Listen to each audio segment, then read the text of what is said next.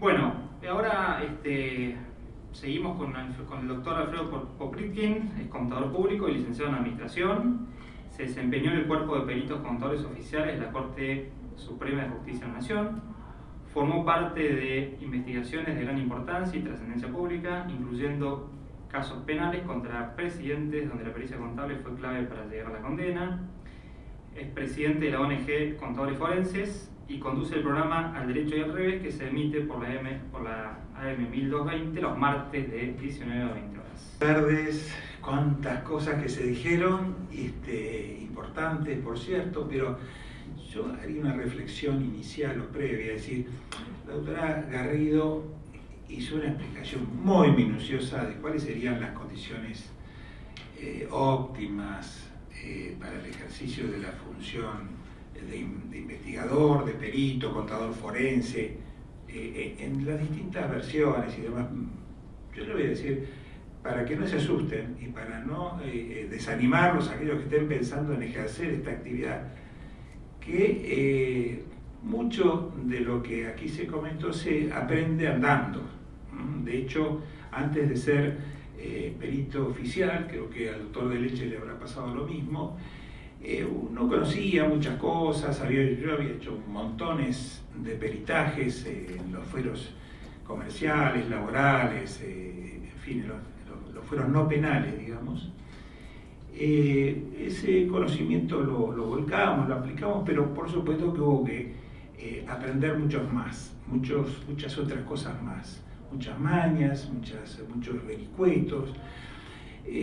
Algo que yo siempre apliqué y me dio muy buen resultado es elegir siempre los caminos cortos, o tratar de elegir los caminos cortos.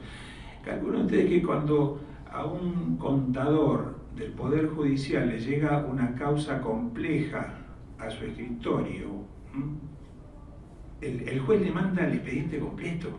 Normalmente le manda el expediente completo y se digitaliza un poco la información, pero es la misma cosa. En lugar de estar el expediente completo en papel, en ese caso estará en unos CD o en algún soporte digital o en un pendrive. Pero de cualquier forma son por allí expedientes, no sé, de 20, 30, 40, 50 cuerpos. Acá me sopla el doctor de Leche, que está en todos los detalles, dice muy voluminosos, dice Gerencio. Es verdad, voluminosos. Gracias, Quintino. Pero bueno, esto la verdad que no es lo que yo les quería decir, es otra cosa, pero debo destacar la sorpresa de las dos exposiciones que me precedieron, en particular de la doctora Garrido, que yo creo que he aprendido una cantidad de cosas importantes el día de hoy. Dicen que el alumno supera al maestro, creo que eso ya pasó, ya ocurrió, así que lo más importante creo que se ha dicho y eso me permite quizás evitar repetir una serie de cosas o de temas. Una cuestión previa que quería decirles es que el contador público en los fueros penales o cuando se enfrenta con la realidad de todos los días, lee los diarios o escucha los noticieros, y como decía la doctora Garrido, todos los días nos encontramos con una nueva causa penal, un nuevo hecho penal que dio lugar a un expediente y que da lugar a una investigación. Vemos que este es un tema de nunca acabar. Y ahí nos planteamos, por lo menos en mi caso, este es un planteo permanente que yo tengo, a algunos no les importa, a algunos contadores les basta con buscarle el lado, digamos, profesional desde el punto de vista económico, personal, individual, como un modo de vida, y es legítimo que así sea, así lo hicimos muchos de nosotros en muchas actuaciones, pero el tema penal tiene un condimento complementario, que todo aquello que está por detrás del caso penal, si se trata de una cuestión en donde está involucrada una defraudación al Estado, ahí también hay un efecto en contra de la sociedad en general, de la cual nosotros formamos parte, digamos, cuyo presupuesto o cuyos aspectos económicos inciden, aunque no lo querramos, creer o no lo pensemos en forma automática, inciden en definitiva en el funcionamiento de la economía de nuestro país. Entonces, tal vez podamos, aquellos que nos inclinemos por actuar en este tipo de quehaceres, pensar un poco también en esa posibilidad, y dentro de esa alternativa hay diversas formas posibles de desempeño profesional. Una en la cual yo quería poner el acento, que de alguna forma, por esa razón, esta charla estaba abierta no solo para contadores públicos, sino para gente de otras actividades, profesiones, etc. No sé si existirá en la sala alguien que no sea contador público o que no sea profesional en ciencias económicas. ¿Cuántos? ¿Dos? ¿Tres? Hay unos cuantos. ¿Cuántos de ustedes son abogados o estudiantes de Derecho? Ninguno. ¿Cuántos de ustedes son periodistas o estudiantes de periodismo?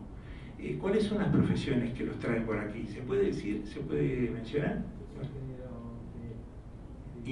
¿Ingeniero? Civil. ¿Y por allí? ¿Por allá? ¿Estudiantes de ciencias económicas?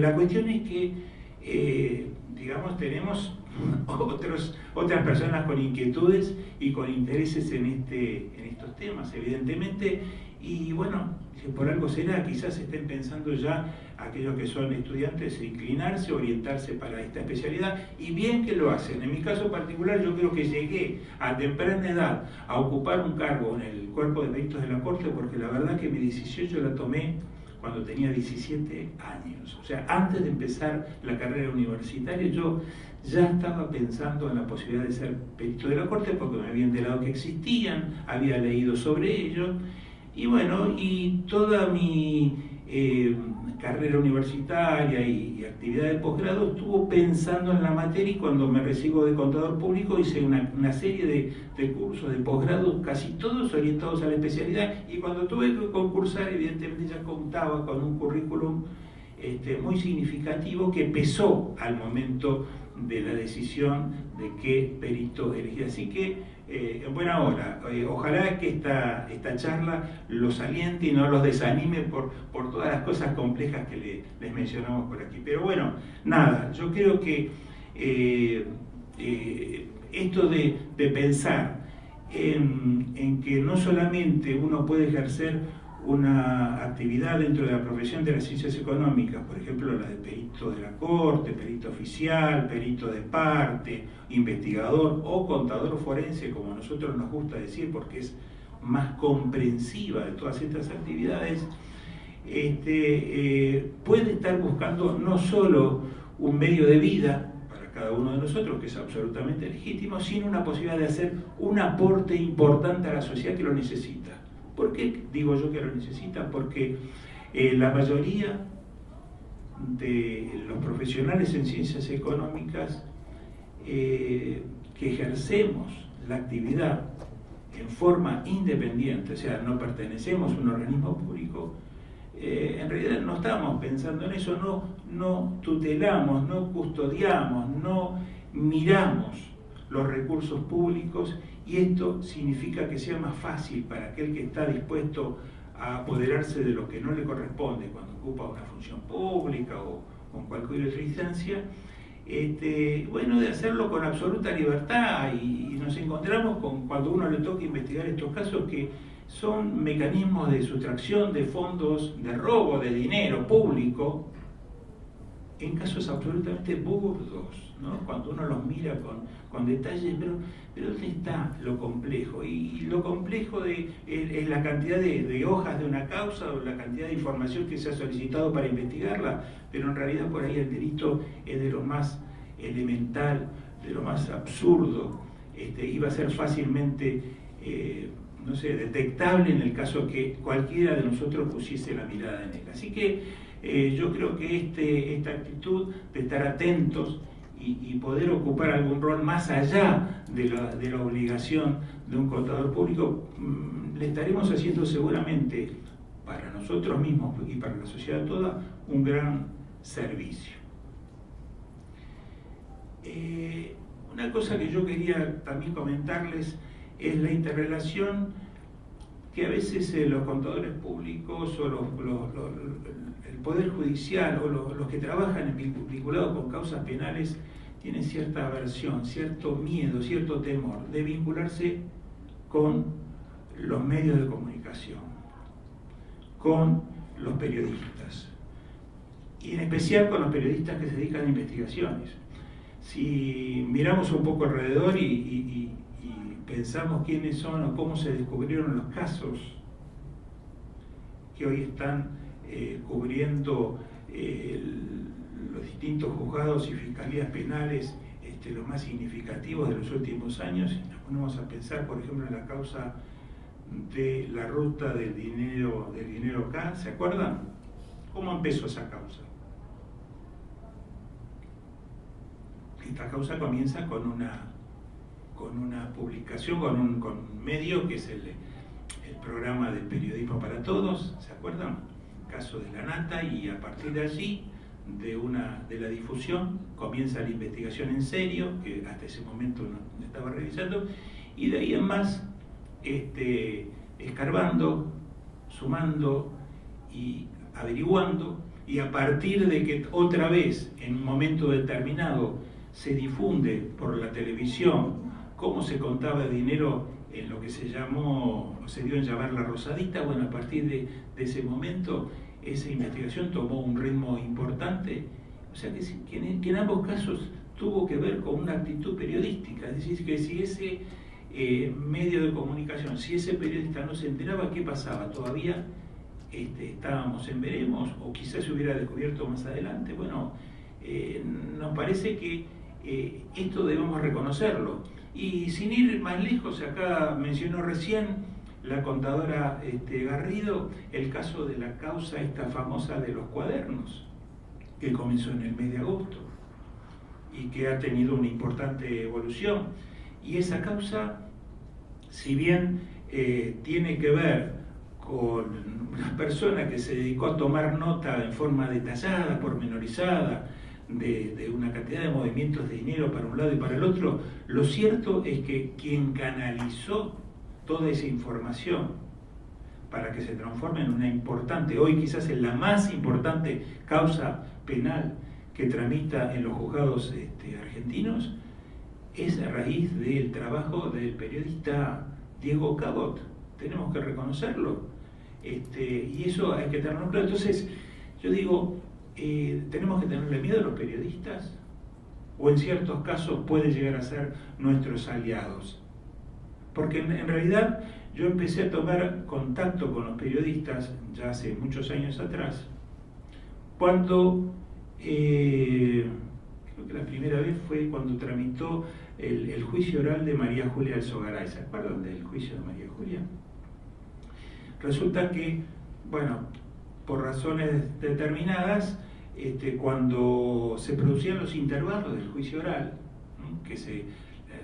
Las sesiones de juicio se hacían 2 veces a la semana, íbamos casi todos a comer algo al mediodía, porque eran horas y horas de juicio, y subíamos todos al 9º piso de Comodoro Pi, donde funcionaba, ahora creo que no está funcionando, un restaurante, un pequeño restaurante, como para comer algo, tomar algo, y claro, íbamos todos, iban todos los que estaban presentes en el juicio, los periodistas y demás, y se armaban unas especies de tertulias, intercambio de información. Los periodistas entendían muy poco de lo que había ocurrido en las horas previas en la sede del tribunal, no interpretaban debidamente las cuestiones. En algún caso algunos se acercaban, que sabía que yo era contador, me preguntaba, y después cuando paraba la oreja resulta que se acercaban 2 o 3 periodistas más y terminamos haciendo una gran ronda en donde clarificábamos una cantidad de cuestiones que al otro día lo veíamos reflejado debidamente en los diarios. Es decir, entendían de qué se trataba, porque era una cuestión netamente económica la que se tramitaba, y los testigos hablaban de cuestiones económicas o financieras, o manejo de dinero, de fondos reservados, de declaraciones juradas impositivas de María Julia, etcétera, etcétera, etcétera, de cuentas en el exterior, de sociedades offshore, Y todos esos son temas que los contadores estamos muy familiarizados. Bueno, resulta que ahí me di cuenta de que este vínculo, lejos, me refiero entre los profesionales y los periodistas, lejos de ser algo, no sé, prohibido, indebido, alejado de la realidad, estábamos haciendo un ejercicio positivo porque la información llegaba adecuadamente al público en este caso, pero esto un poco llegó a quitar los miedos y también llegó a generar esos primeros vínculos entre el profesional y los periodistas, que después ya se hicieron una especie de costumbre cuando tenían un balance en sus manos que les llegó por una determinada investigación en otra causa distinta. Bueno, resulta que llamaban por teléfono, preguntaban si podíamos reunirnos porque querían desasnarse en ciertos temas o ciertas interpretaciones. Y bueno, como nosotros estábamos dispuestos para colaborar en cosas positivas, nos reuníamos, aclarábamos la cuestión y esto daba la posibilidad de que las publicaciones que se realizaban fuesen más fundadas. El periodista quedaba tranquilo, más tranquilo que si le hubiera generado él mismo la información o solo con una lectura, digamos, formal del elemento documental, sea un balance, una declaración jurada, lo que sea, y tenía cierto respaldo, hasta empezaba a nombrarnos en las propias notas como un agregado de, digamos, de un dato de valor que le daba cierta posibilidad de que su nota de pronto adquiera cierta significación. Entonces, nos preguntamos si todos estos años los que en realidad estuvieron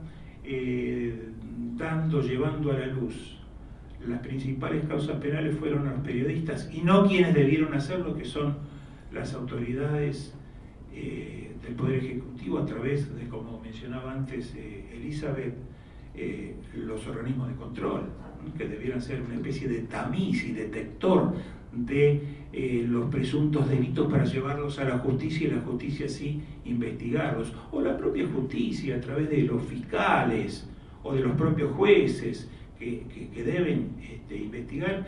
En lugar de que esto ocurra, lo que estaba rendiendo frutos era el trabajo del periodismo. Así que en buena hora que se produjo esa interrelación y la posibilidad de ayudarnos mutuamente, porque en definitiva estábamos ayudando, que si un delito se descubría, seguramente aquellos que estaban pensando en delinquir en cuestiones similares o mecanismos parecidos, pues no lo iban a pensar dos veces, ¿no? Porque si las causas llegan en algún caso a feliz término, a pesar de que las proporciones de condenas son muy bajas, les puedo asegurar que es muy tortuoso pasar por un juicio oral. Fíjense, la propia María Julia, quien citamos, bueno, terminó sus días entre causas penales y desfilando prácticamente todas las semanas por tribunales, con montones de casos que han tenido en su contra, y bueno, yo creo que no le ha sido muy saludable todo su pasar luego de retirarse de la función pública. Es decir, esto en algo ha prendido, me parece.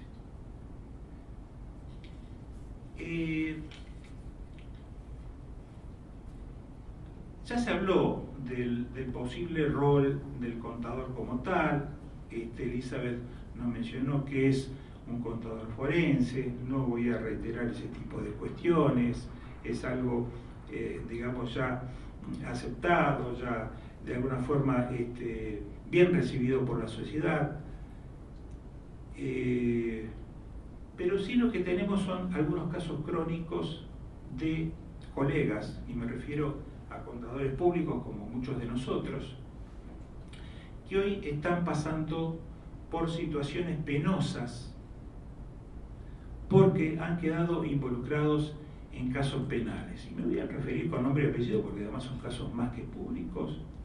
Uno porque tiene que ver con una noticia de hoy, además de una cantidad de antecedentes, que es el propio contador que se llama Víctor Manzanares, que es matriculado de este consejo, además de ejercer en la provincia de Santa Cruz, que fue el contador de la familia del matrimonio Kirchner, el contador contador personal de ellos, también el contador de sus empresas, de sus sociedades, que ha actuado, yo diría, transgrediendo lo que debe ser una actuación de un profesional en ciencias económicas. Ha vulnerado no solo el código de ética, sino también las normas penales, y lo ha hecho en favor, generalmente, lo ha hecho en favor de sus clientes, entre comillas.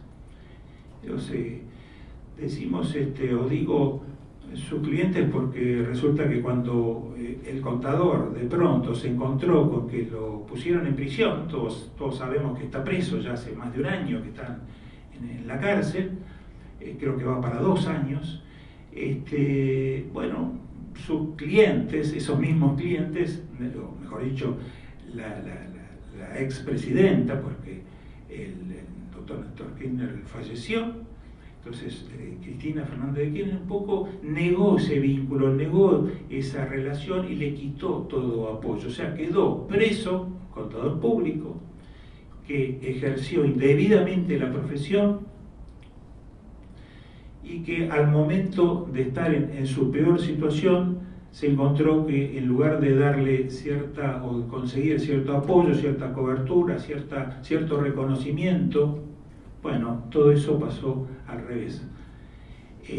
Todo ello sin descuidar una noticia de hoy, que no sé si algunos la habrá leído, pero resulta ser que el contador Manzanares no solo ayudaba a generar una coartada del punto de vista contable, financiero, para encubrir o para lavar el dinero proveniente de delitos de su cliente o de sus clientes, sino que también se quedaba con una buena porción de dinero ilegal, a punto tal de que, y esto no lo digo por suposiciones, sino que hoy fue publicado en los medios, que le han embargado una cuenta en Suiza a su nombre, al nombre del contador Manzanares, por $300.000 que le detectó la Unidad de Información Financiera, la UIF. La UIF, un organismo de control que en ciertos casos funciona con cierta eficiencia. Y digo en ciertos casos porque, aunque debiera ser siempre así, pero cuando se trata de funcionarios del gobierno anterior lo hace con gran diligencia, y no pasa lo mismo cuando se trata de funcionarios de la administración actual. Debemos decir las cosas como son. Esto no tendría que ser de esta manera. Y por eso decimos que los organismos de control en general no funcionan bien, porque deberían ser más independientes, compuestos por personas o profesionales más bien de una tendencia técnica y no política, de una formación ajena a toda la cuestión partidaria, y investigar a quien corresponde o a quien cometió delitos o quien presuntamente pudo haber cometido algún tipo de irregularidad, de la misma forma se trate del partido político que sea, y en especial del partido que está en el gobierno.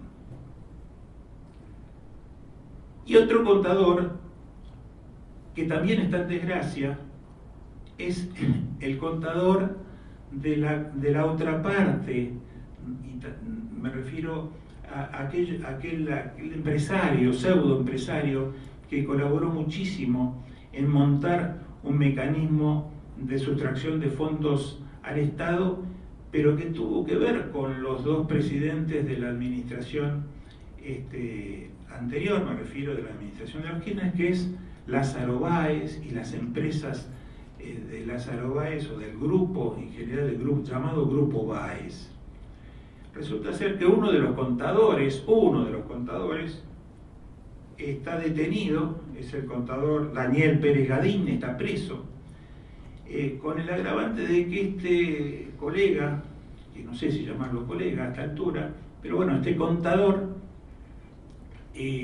también matriculado en esta casa, tiene un ingrediente complementario que es, digamos, lamentable, que es, fue docente, fue profesor de la Universidad de Buenos Aires, de la Facultad de Ciencias Económicas.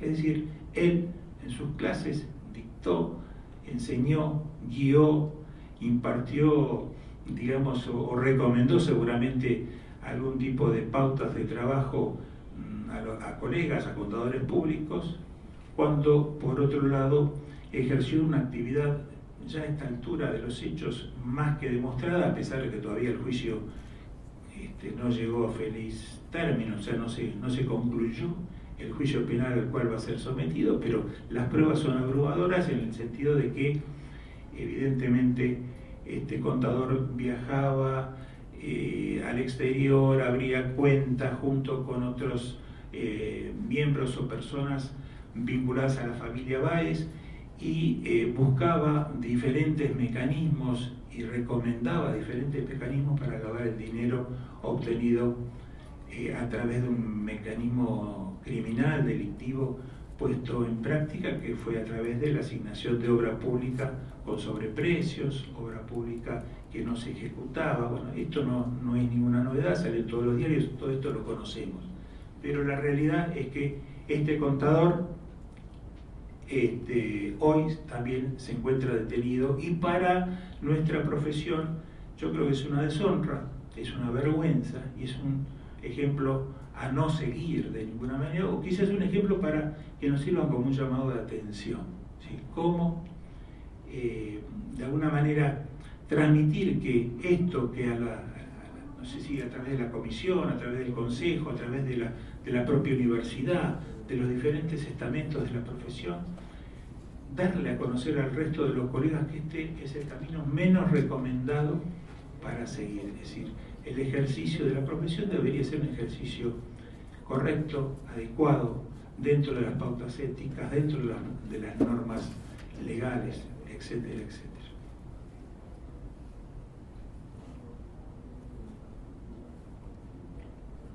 Yo voy a tratar de resumir porque me parece que a esta altura ustedes ya estarán un poco abrumados de tanta palabrería y quizás hay algunas preguntas acá que requieren ser respondidas.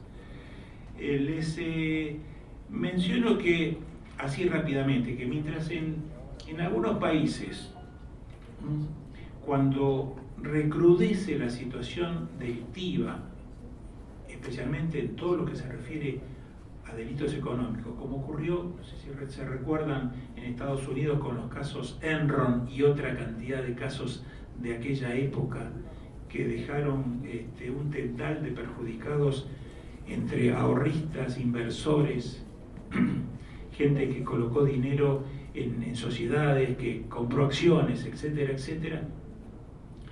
Y lo propio pasó en aquella época en Europa, empresas como Parmalat y otras empresas que han caído por las irregularidades en sus contabilidades y han terminado quebrando con perjuicios enormes para cientos de miles de personas que han sido perjudicadas. Bueno, tanto la Unión Europea como los Estados Unidos en aquellas instancias tomaron recaudos, tomaron medidas, introdujeron modificaciones legales, nuevas normas. La Comisión de Valores de Estados Unidos, que es la SEC, introdujo una serie de pautas de control, ajustando todo lo necesario para que aquella serie de hechos no vuelva a reiterarse. O sea, se sancionan normas en un sentido positivo.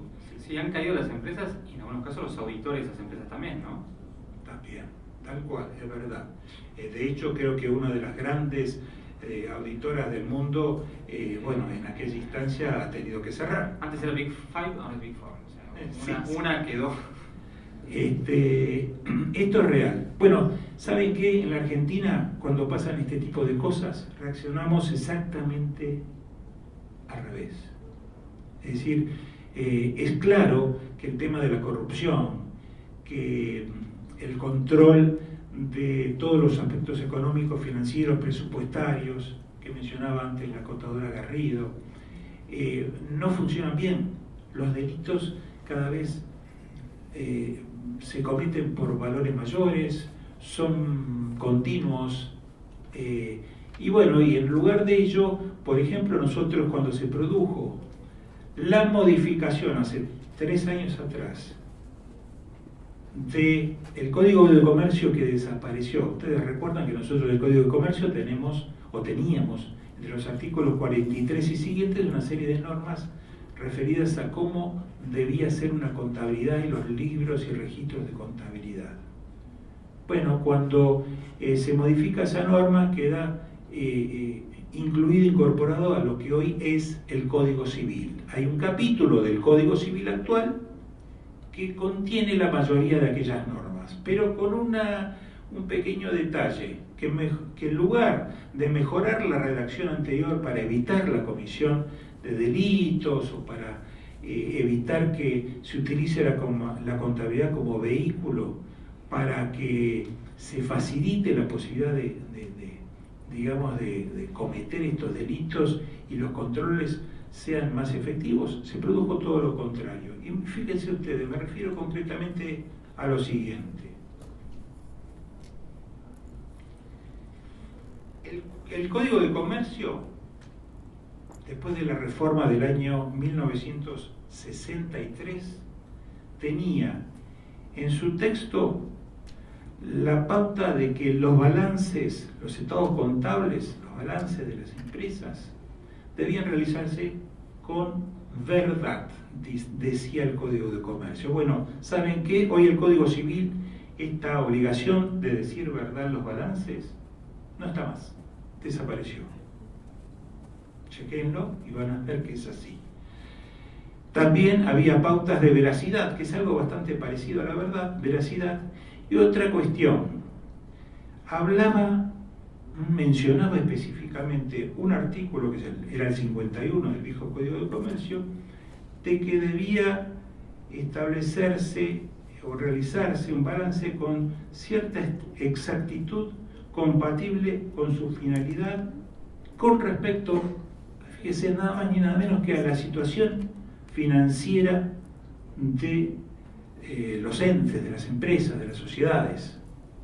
O sea, tener exactitud en los aspectos financieros. ¿Qué significaba esto en buen romance? Y bueno, que la caja, que el banco, y qué sé yo, plazos fijos, que son rubros que no dan lugar a valuaciones, estimaciones. La caja, si entró tanto y salió tanto, tiene que quedar tanto. Y ahí no puede haber. Bueno, esto lo establecía el Código de Comercio anterior. Hoy, un balance o un rubro de esta naturaleza podría establecer cualquier valor y en principio eso no sería una falta, no sería una irregularidad desde el punto de vista contable. Si no es una irregularidad contable, entonces mal puede existir una norma penal sobre balance falso, por ejemplo, cuando uno puede establecer en la cuenta caja cualquier cifra y argumentar cualquier motivo, cualquier razón, y todo sirve y todo vale. ¿Por qué? Porque no hay obligación de dar cierta exactitud en los aspectos financieros de los balances. Dice, nada más ni nada menos que esto. Es decir, a través de una reforma, que es la reforma Lorenzetti, de la cual el expresidente de la Corte y actual ministro de la Corte Suprema se vanagloriaba, resulta ser de que nosotros los profesionales en ciencias económicas, pero el país en general, las empresas en general, la actividad comercial, industrial en general, ha retrocedido enormemente. ¿Saben por qué? Esto que parece un simple detalle, cuando se tramitan en los fueros criminales que mencionó el doctor de Leche antes, alguna causa que involucre este tipo de problemas, ningún profesional, ninguna empresa puede decir podrá ser acusada de ningún ilícito, porque toda posibilidad de que se establezca o se fije un valor u otro en un balance con una excusa, con una argumentación, podría pasar más que exculpada con la simple argumentación de que ahora ya no hace más falta decir la verdad, no hace falta tener cierta precisión, exactitud financiera en los datos de los balances, porque el nuevo código así lo establece. Yo les quiero hacer una aclaración con respecto a este tema. Aparecen como personas consultadas por quien se ocupó por la comisión redactora de este nuevo código, dos profesionales de gran prestigio de nuestra profesión. Uno es el famoso contador Enrique Fowler Newton, y la otra persona era quien era decano en ese momento que se sancionó la reforma, decano del cuerpo de peritos contadores de la Corte, nada más ni nada menos, que es el contador Héctor Chirikins. Yo hablé con ambos sobre estos temas, les pregunté si los consultaron, si les hicieron alguna pregunta específica, si hicieron algún aporte para que esto se reformara de esta manera, y en ambos casos coincidieron de que no tiene absolutamente nada que ver con este cambio. O sea, la reforma en estos aspectos del código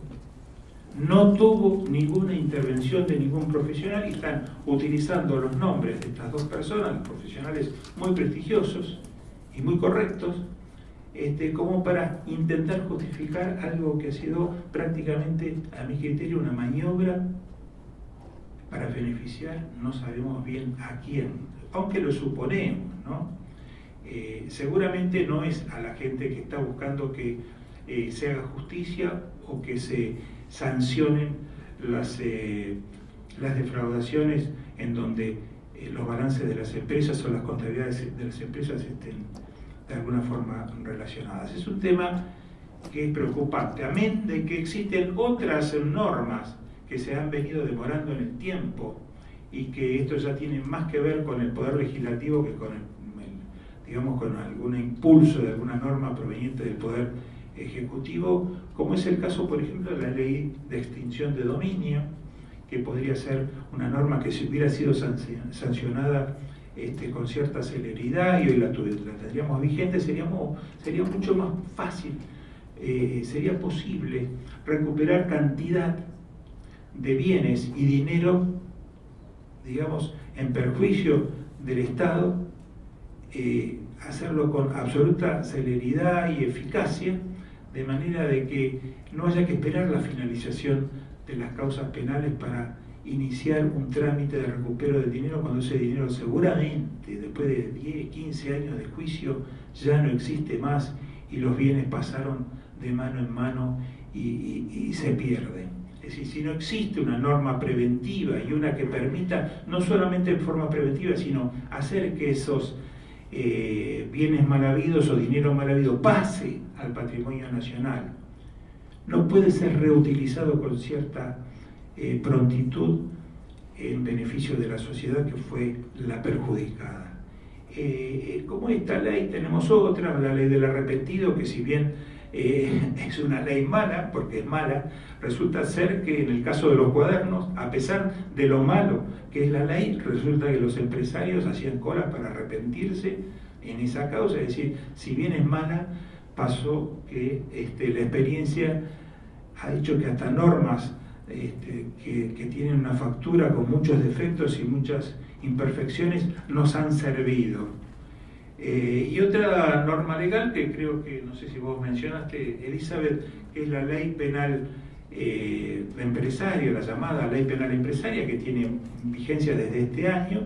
Es una norma que va a traer mucho que hablar, que seguramente va a ser de utilidad. Es una norma que se sancionó a instancias de que nos la han exigido del exterior y no porque ha sido una, digamos, decisión ni del gobierno ni de nuestro poder legislativo, sino que ha venido un poco la necesidad del GAFI o de organismos multilaterales que, para poder estar el país, la Argentina, dentro de cierto tipo de digamos, organismos, como puede ser el GAFI, por ejemplo, yo no mencioné el GAFI, pero la ODE es el otro organismo que, a raíz de eso, hoy por hoy existe esta norma que puede llegar a ser útil, pero que no es de aplicación, lamentablemente, en la causa de los cuadernos, que hubiera sido muy útil porque se estableció que no es aplicable para casos anteriores a su sanción.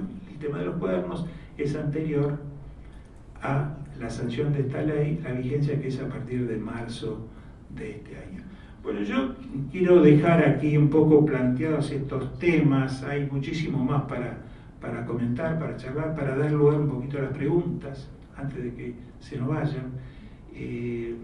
Les pido por favor que nos hagan llegar las inquietudes, creo que ya hay algunas por escrito, así que le paso la palabra al doctor Rodríguez Puch.